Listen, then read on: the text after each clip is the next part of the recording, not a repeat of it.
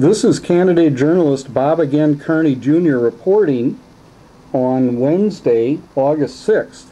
In the morning, I was at the intersection of Kenilworth Trail and Cedar Lake Road, where the proposed Southwest Light Rail route would go.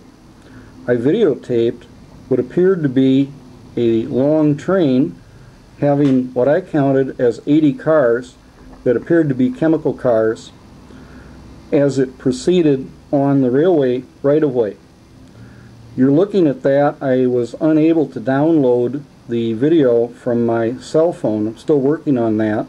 It's an unusually long video for a cell phone. Subsequently, I spoke by phone with the president of Twin Cities and Western Railroad and discussed this. The discussion was recorded, and he knew that it was being recorded. The soundtrack of this video is that discussion. I will be following up, contacting him and sending out a news release and having news events on this. I believe that the issues raised by the evidence of the train moving through this corridor and what the president of that company said are very compelling reasons for not allowing the Southwest Light Rail project to move forward as it is currently planned. We'll now proceed to listen to the telephone interview that I had with the president of that company. This is Mark. Mark, hi, Bob Carney. I'm home and I'm calling. I've got you on the speakerphone and I've got a camcorder where I'm recording this. Very briefly, I was at Kenilworth Trail and Cedar Lake Road today about 7:30 this morning, and I saw a train go by. I think it's one of your trains. Is it correct that you're the only railroad that has trains on the Kenilworth Trail? Yeah, that was an inbound empty ethanol train that you observed. Okay, that was an inbound empty ethanol train. Okay, so all of the cars are ethanol. Is there any danger if there's a derailment of any kind of a fire or explosion if those cars are empty? No, generally not. We actually just met last Thursday with the city of Minnetonka, and their fire chief was present, and he talked about his experiences elsewhere with rail cars, and he said basically no. What I think probably the best thing to do would be to get together, sit down and talk to you about this stuff. We've got our person in charge of ensuring that the train crews are operating in compliance with the rules. We've got, people that ensure that the track is up to stuff, all that kind of stuff. Mm-hmm. There's been so much hysteria in the newspapers that, the public is alarmed, and, it's the best way to talk to you about it, I think, is in person. So I'd certainly be happy to meet with you. I am describing myself as a candidate journalist. I'm on the ballot for Hennepin County Commissioner District 3, which is in southwest Minneapolis and all of St. Louis Park. And again, describing myself as a candidate journalist, I'm reporting on this as news also. We've got a couple more questions. One is, legally, is there any restriction on your railroad running full chemical cars that would have chemicals in them? Legally, is there any restriction on you from doing that? We are governed under what's called the common carrier obligation, which is a federal obligation. So basically, if a shipper wants to ship chemicals, we have to haul it.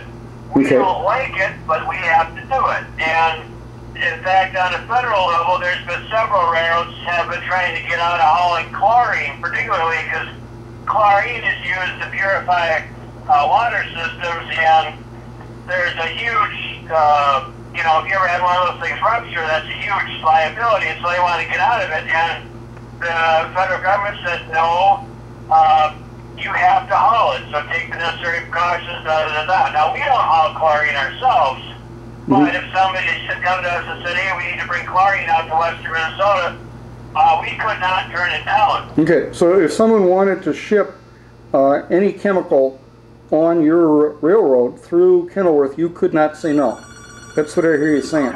Okay, now, the other question I have is, what bearing would that fact have on your company in terms of your ability to sell the company, for example, to another railroad, if this light rail goes through, and particularly if it goes through a tunnel? Would the liability that would potentially go with that decrease the value of your company, do you think, in terms of a possible sale?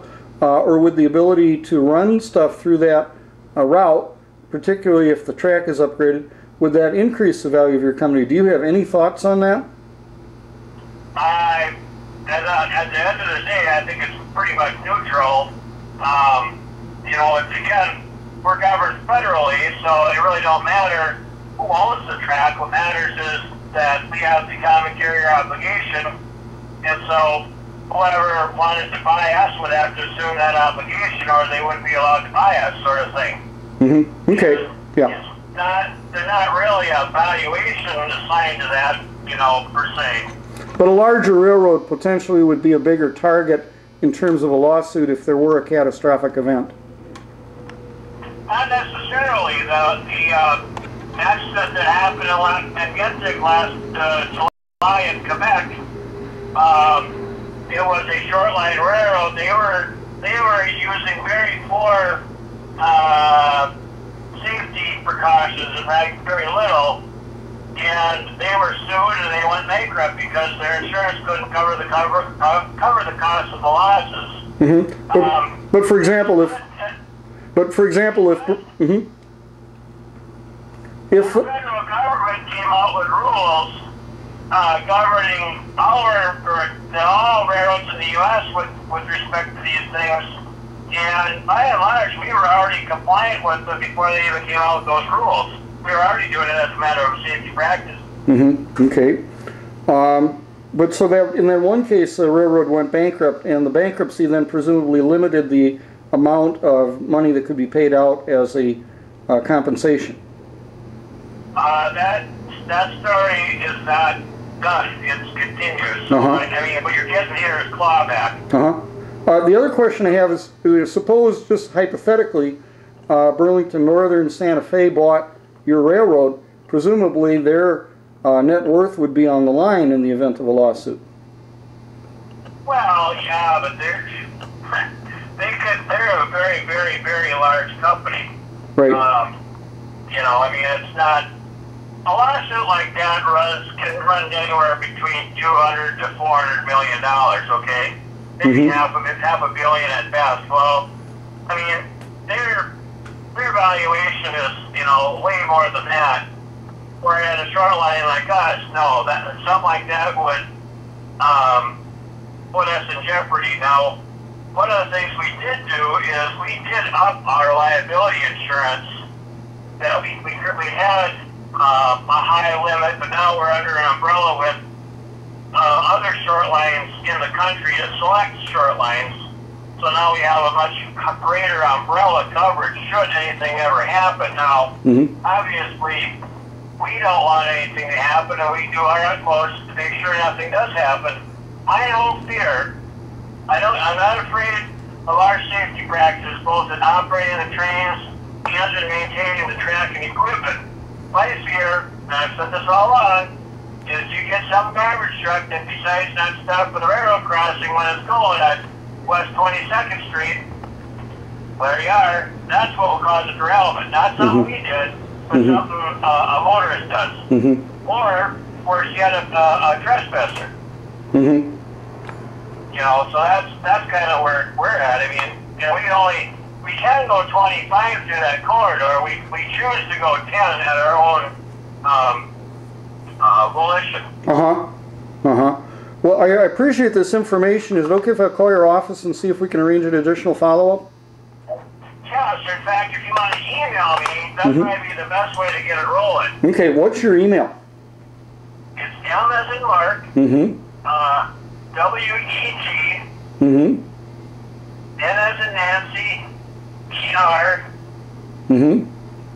at TCWR.net.